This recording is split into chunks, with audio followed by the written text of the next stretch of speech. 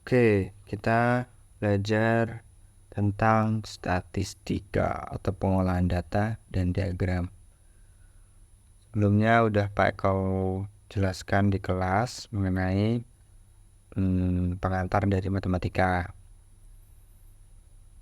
Nah, yang hari ini kita pelajari itu bagaimana cara membaca data, mengolah data, dan terakhir menyajikan data pada sebuah diagram. Dan nanti diagramnya itu ada bentuk garis, batang, dan diagram lingkaran. Pengantar statistika ini ada pengertiannya ya. Statistika itu apa? Nah, ini berbeda antara statistika dan statistik. Kalau statistik itu datanya, kalau statistikanya itu adalah ilmunya. Terus pengertian yang lain itu ada pengertian datum. Kemudian ada pengertian data. Terus ada pengertian frekuensi. Kalau frekuensi ini sering kita pakai nanti di tabel. Ya. Frekuensi itu jumlah datanya, jumlah siswanya, gitu-gitu. Nanti dipakai.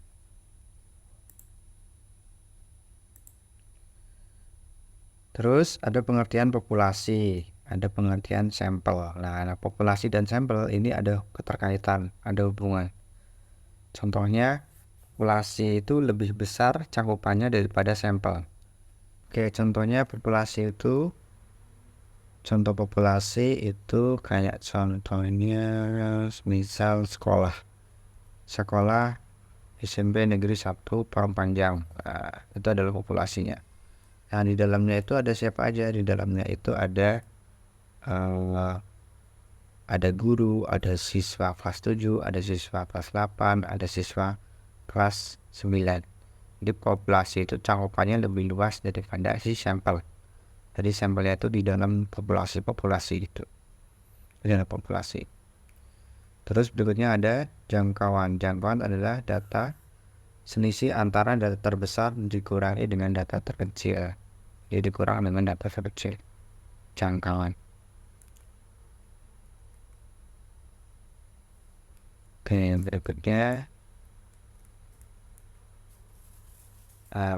ada data kuantitatif. Data kuantitatif itu data yang disajikan dalam bentuk angka. Jadi data-datanya itu isinya angka semua. Contohnya nilai ulangan harian. Nilai ulangan harian kan ada 60, 70, 80, itu kan berupa angka. Nah, dia masuk ke data kuantitatif atau data numerik. Nah, jadi angka bentuknya. Berat badan, terus tinggi badan, dan lain-lain. Kemudian data juga ada namanya data kualitatif. Ya, kualitatif itu contohnya data hobi siswa di kelas 7-6 misal. Ada yang hobinya sepak bola, ada hobinya voli, ada yang hobinya bulu tangkis, ada yang hobinya main game, dan lain-lain. Itu bukan berupa angka, tapi berupa objek. Terus data makanan favorit, itu kan kayak suka bakso, itu kan bukan angka. Namanya data kualitatif. Kalian harus bisa membedakan antara data kuantitatif dan data kualitatif. Nah, berikutnya ada cara pengumpulan data kualitatif dan kuantitatif. Yang pertama kualitatif. Itu dapat kita kumpulkan itu yang pertama dengan cara pengamatan langsung. Jadi observasi langsung ke tempat yang akan diteliti. Misal ke kelas 76. Terus yang kedua angket. Ya, kayak selebaran gitu. Terus yang ketiga ada wawancara. Wawancara itu kayak ngobrol langsung dengan yang akan diteliti. Terus yang keempat percobaan atau eksperimen. Yang kelima mencari dari sumber lain. Tuh, misal dapat dari sumber buku atau lain-lain. Terus data kuantitatif itu kita dapat dari mencacah, mengukur tinggi badan, mengukur berat badan, mencatat data, dicatat tuh nilai-nilainya. Misal yang pertama dapatnya 70, yang kedua dapatnya 80, dicatat. Ini perbedaan antara cara pengumpulan kualitatif dan kuantitatif. Oke, berikutnya ada langkah-langkah membuat diagram. Langkah pertama itu kalian harus bisa membuat tabel. Jadi dari datanya ada data kualitatif ataupun data kuantitatif, itu kalian buat tabelnya. Contoh misal, ada buah favorit siswa kelas 76 SMP Negeri 1 Karangpanjang. Yang pertama ada apel, siswa kedua jambu, siswa ketiga apel lagi, siswa keempat mangga, dan seterusnya. Nah dari data ini 20 ini totalnya ada 20. Dibuatlah tabel, bentuknya seperti ini. Jadi kolom pertama isinya buah, kedua turusnya, yang ketiga frekuensinya. Nah dari yang 20 data tadi itu terdiri dari buah jambu, apel, sama mangga. Jadi cuma ada 3 itu. Nah turus ini adalah untuk menghitung si frekuensi, nanti dimasukkan ke frekuensi. Kayak misal pemilihan OSIS kan kalian tahu ya, di sini ada yang garis-garis itu, setiap 5 dia akan dicoret ke samping. Nah gitu, dan seterusnya. Nah jambu itu ada 6, kita coret tadi 6, di sini terus 6. Apelnya ada 9, mangganya ada 5. Di atasnya judulnya. Setelah kita tidak bisa membuat seperti ini, lanjut ke membuat diagram batang. Diagram batang itu apa? Yang pertama ada sumbu X namanya, atau sumbu vertikal. Ini yang ke atas, dari bawah ke atas itu namanya sumbu vertikal. Terus nanti ada namanya sumbu horizontal, ini yang ke samping, ke kanan ke kiri nih, ke samping ke kanan. Nah sumbu vertikal ini yang ke atas isinya itu selalu frekuensinya atau jumlah dari siswanya, frekuensi atau jumlah siswa. Kebetulan tadi siswa ya. Nah di sini harus dibikin jarak yang sama antara garis 2 ini ke 4 itu harus jaraknya sama. 2, 4, 6, 8, 10 nggak boleh dari 2 tiba-tiba ke 6, terus tiba-tiba ke 7, ada 7, ada 9, itu nggak boleh. Kalau di sini loncatnya 2, berarti loncatnya 2 terus ke atas. Kalau loncatnya 5, ya berarti 5 terus.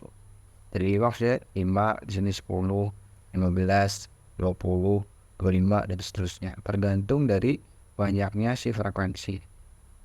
Nah, tadi kan frekuensinya cuma ada 20. Ini bakal bikin 2 di sini. Jaraknya 2, 2.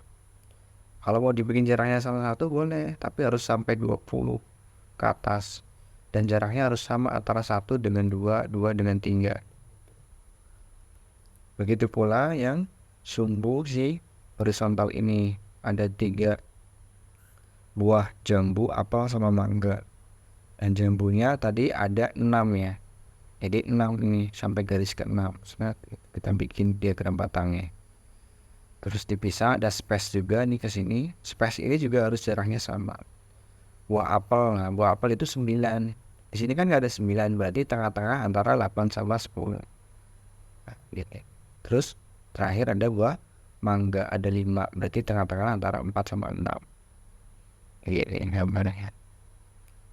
Ya, sini ada jambu, apel, sama mangga. Nah ini namanya buah favorit kelas SMP Negeri 1, kelas 76 SMP Negeri 1 Karangpanjang. Kita harus kasih judul di bawahnya. Ini panel kurang dikit. Terus yang berikutnya membuat diagram baris. Konsepnya sama kayak yang tadi, ada sumbu vertikal, ada sumbu horizontal. Bedanya, nah ini bedanya tinggal kita bikin titik-titik nih. Misal jambunya berapa? 6. Oh berarti di sini nih. 6 pas garis ke sini terus ke bawah. Apelnya ada 9 berarti ke sini. Terus mangganya ada 5 berarti ke sini. Ini banyak sulit. Nah setiap ujung ini kita kasih titik nih, titik ini sama titik ini. Kita hubungan antara titik satu dengan titik yang lain, bikin garis. Karena kan diagram garis namanya, atas terus ke bawah. Nanti kalau banyak data ya kayak gini, nanti ada yang ke atas lagi, ada yang ke samping, ada yang mendatar gitu. Ya ini contoh. Terus yang terakhir itu bagaimana cara membuat diagram lingkarannya. Nah, ini Peko menggunakan persen. Jadi ada dua cara. Yang pertama menggunakan persen, yang kedua menggunakan derajat. Kalau menggunakan persen, di sini dikalinya 100%. Selalu 100%, 100%, 100%. Kalau menggunakan derajat, berarti di sini nanti kalinya 360 derajat. Ini 360 derajat, 360 derajat. Nah, Pak Eko bikinnya 100% pakai persen nih. Berarti caranya 5 per 20. 5 itu dapat dari mana? Mangga. Mangga itu tadi ada 5 siswa. Nah, per 20 ini adalah totalnya. Total siswa dikali 100%. Tinggal atas kali atas, terus tinggal dibagi 5 kali 100, 500, terus per 20. Jadi 25%.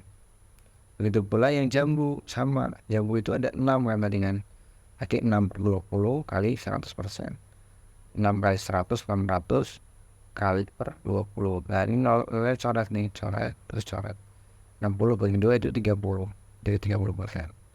Terus berikutnya ada apel 9 per 20 kali 100. Karena ada 9 tadi apelnya. Yang suka apel itu ada 9 orang, 9 siswa. Per totalnya hanya 100%. Kali 9 kali 100, 900 per 20 sama dengan 90 bagi 2 per sama dengan 45%. Jadi 45%. Mangga 25%, jambu 30%, apelnya 45%. Dari 3 ini kalau kita jumlahkan itu totalnya 100%.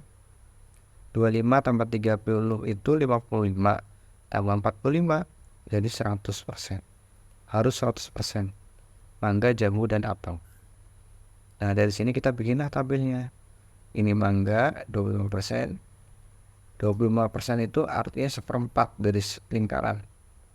Terus ada jambu 30%. Terus terakhir ada apel 45%. Sebenarnya paling gampang itu menggunakan busur ya. Jadi Pak Eko belum ajarin cara menggunakan busur. Nanti pertemuan berikutnya Pak Eko ajarkan cara menggunakan busur. Jadi bagaimana cara membuat busur 90 derajat di siku-siku. Atau kalian bisa belajar referensi lainnya di YouTube banyak. Referensi cara membuat sudut pada lingkaran gitu. Atau membuat diagram lingkaran dengan menggunakan sudut. Nah, ini Pak Eko baru menjelaskan menggunakan persen. Ya, itu aja nih. Ada yang lain kita bahas di kelas pertemuan berikutnya. Oke, thank you.